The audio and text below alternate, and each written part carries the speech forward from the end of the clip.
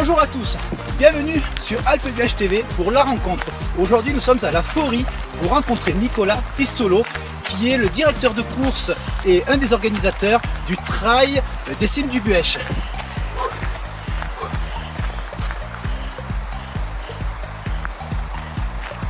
Salut Damien. Ça va Nicolas? Ça va et toi? Ouais, on va aller s'asseoir pour discuter de cet événement qui va se passer le 22 mai à La Forie.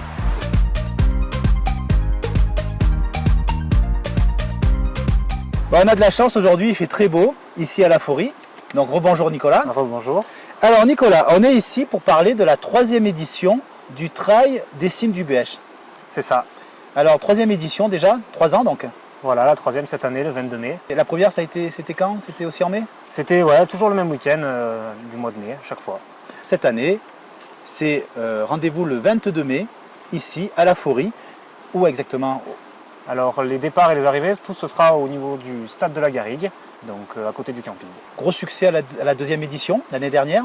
Ouais, ça a pas mal marché, on était contents. 110 participants à peu près sur un circuit, donc on était satisfaits.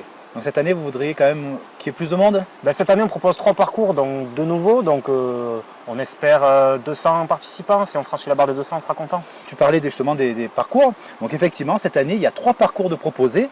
Donc, alors tu as déjà le premier parcours, c'est le Tour des Hameaux. C'est ça, alors on l'appelle le Tour des Hameaux parce qu'on reste en fond de vallée. C'est un petit 10 km avec 280 mètres de dénivelé positif.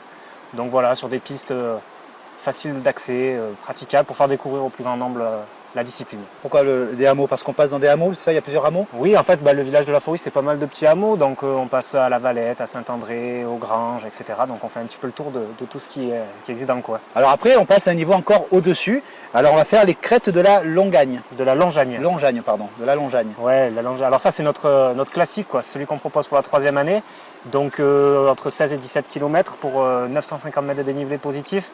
Et donc on va arpenter les crêtes de la Longagne. Derrière nous, le spot des parapentistes bien connu dans le coin.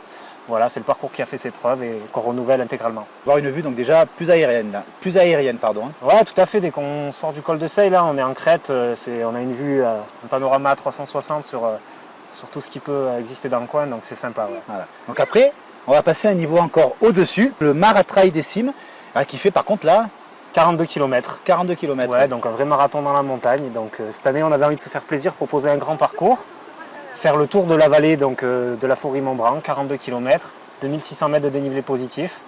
Voilà, avec des passages aériens, des vues sympas, de quoi se faire plaisir. Effectivement, donc déjà dans ce parcours, alors cette année, il y a le Challenge des Trails 05. Alors c'est quoi le Challenge des Trails 05? Alors en fait, c'est donc Florent Sourbier, un athlète du coin, qui a décidé de faire un regroupement de courses dans toutes les Hautes-Alpes pour pouvoir permettre à chacun de découvrir le département par ce biais, par des courses. Voilà, donc du mois de janvier au mois de décembre, il y a une quinzaine de courses au championnat. Et il faut en terminer un certain nombre pour pouvoir être classé avec un classement final, des récompenses pour les meilleurs. Et donc cette année, nous, pour la 2e édition, on intègre ce calendrier. On est la 4e étape de ce voyage dans les Hautes-Alpes. Ce challenge, il sera sur quel parcours? Donc nous, c'est le circuit donc, des crêtes de la Longagne, le classique, donc 17 km, 950 mètres de dénivelé qui comptera donc pour ce challenge Trail 05. Donc on aura la vue sur la Longagne. Ouais, on y passe même. L'aiguillon. L'aiguillon, c'est la 2e difficulté. Ouais. Il y aura aussi Oreille. Oreille, tout à fait, là où il y a des antennes éoliennes qui vont être installées prochainement, avant d'arriver sur le col de l'Haute-Baume. Ensuite, le Lusé. Ouais, c'est la partie peut-être la plus sympa du parcours, la plus sauvage, la plus... Ouais. Là, c'est vraiment... Et Faucon. Faucon, le dernier mur avant de rentrer sur la Forie, pour bien s'en mettre plein les pattes. Alors le matin, donc le 22 mai, il faudra être ici. Donc le premier départ se fait à 7h du matin. Ouais, pour le gros parcours, ouais. Gros parcours, donc pour le 42 km, 7h du matin. Et ensuite, ce sera 9h et 9h15, toujours au stade. Toujours au stade, tout se déroule au stade. Il faut partir équipé quand même, hein? Un petit peu, ouais. C'est vrai que quand on va dans la montagne, le temps peut changer rapidement. On peut avoir un temps estival en bas et puis en haut se retrouver avec du vent ou un orage qui peut arriver très vite. Donc il faut avoir un minimum de matériel, ouais. Le matériel conseillé? Déjà des chaussures adaptées, des chaussures pour courir prévues à cet effet. Puis après, en termes d'équipement, il faut avoir un petit coupe-vent, une veste un petit peu imperméable, de quoi se ravitailler, de l'eau, des barres énergétiques, ce genre de choses. Puis après, on peut allonger la liste, penser à avoir une casquette, la crème solaire, des lunettes, des bâtons éventuellement, plein de choses. Bon, alors pourquoi organiser un trail ici à La Forie, Nicolas? Ben, en fait, ici, on s'est aperçu, nous qui utilisons les sentiers tout au long de l'année, qu'ils tombaient un petit peu en décrépitude. C'était pas forcément très bien entretenu. Et on s'était dit que c'était le moyen de se retrouver tout au long de l'année pour les entretenir. Et puis faire l'élément fédérateur le jour J pour que voilà, le reste de l'année ça tienne et qu'on puisse profiter de ces sentiers toute l'année. D'accord, oui, donc ce qui est bien, c'est qu'en même temps, vous organisez, en organisant un événement ici, ça permet aux gens de faire découvrir la région et en même temps un entretien de la forêt, de sentiers. Exactement, c'est les deux aspects. Comment on organise un événement comme ça, comme un trail? C'est du boulot, déjà on est toute une équipe. Donc voilà, je ne suis pas tout seul. On est une petite dizaine à y travailler toute l'année. Puis le jour J sur place, on aura 90 bénévoles à gérer. Voilà, donc il faut du monde.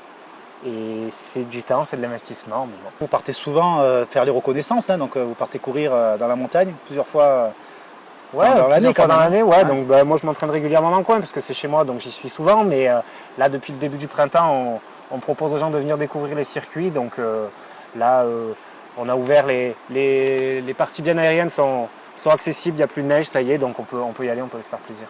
On parlait d'organisation, et c'est vrai que vous avez besoin aussi de bénévoles.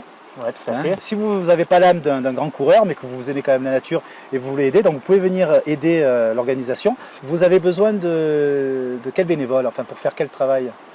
C'est assez large, hein, il y a un peu de tout. Alors on a des signaleurs, ceux qui sont dans la montagne, qui passent pas mal de temps. On les remercie d'ailleurs parce qu'il pleuve, qu'il vente ou qu'il neige, et ils y sont pour aiguiller les gens, pour pas qu'ils se trompent de chemin. Après on a les gens qui sont au stade, qui s'occupent des repas, des inscriptions, qui s'occupent, il y a plein de choses. Il faut gérer les parkings, les sanitaires, il y a plein de choses à faire. Si vous voulez quand même venir participer à la course, et que vous n'avez pas l'endurance, comme moi par exemple, vous pouvez participer comme ça. Hein. C'est toujours agréable d'avoir du monde pour aider. Pour les personnes qui veulent venir participer et qui viennent un peu de loin, je sais qu'il y a aussi des hébergements à proximité. Il y a de quoi venir dormir ce week-end-là. Oui, tout à fait. Il y a le camping qui est juste à côté, qui devrait être ouvert. Vous pouvez aller dormir là-bas. Puis il y a des gîtes dans le village, pareil. Vous pouvez réserver vos soirées sans problème. Et j'ai découvert aussi sur le site internet une super idée, c'est qu'il y a un espace surveillé pour les enfants. Oui, tout à fait, c'est la première fois qu'on fait ça, donc ça se fait pas mal sur d'autres courses et on sait qu'il y a des gens qui peuvent courir que lorsque leurs enfants sont gardés, donc on s'est lancé, cette année on se lance, voilà, on propose un espace surveillé, donc pour les enfants à partir de 6 ans, sur inscription, voilà, on espère pouvoir attirer plus de monde comme ça. Alors il y a aussi un site internet sur le trail d'Estime du Buech, hein, c'est ça? Voilà, c'est ça, traildestimesdubioche.blogspot.fr. Ok, ainsi qu'un Facebook? La page Facebook, pareil, Trail des Cimes du Bioche. Voilà, vous retrouvez toutes nos actualités dessus. On voit Nicolas aujourd'hui, mais il n'est pas tout seul, hein, donc c'est le vice-président de l'association, c'est ça? Tout à fait, l'association La Forêt Omnisport. Nicolas, pour terminer, est-ce que tu pourrais me dire en 2-3 mots ce que représente cette passion du trail? Je sais pas, c'est un sentiment de liberté, d'évasion, voilà. On prend nos baskets, il n'y a rien de compliqué, on suit le chemin et puis on va au de la montagne, et voilà, c'est sympa. Liberté, évasion et simplicité. Exactement. Voilà. Eh bien écoute, merci Nicolas. Si vous voulez faire découvrir des personnes, des activités dans la vallée du Buech, il suffit d'écrire sur alpebuechtv@gmail.com.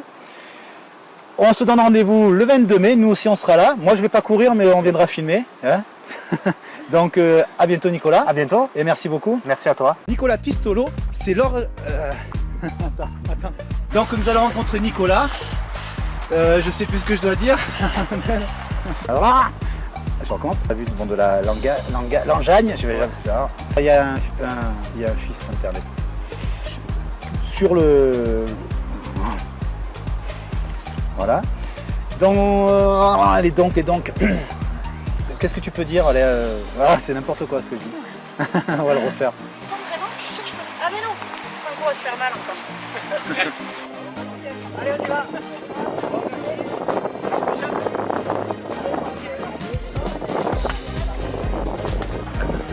Moi aussi, j'y vais avec eux, je vais faire la reconnaissance.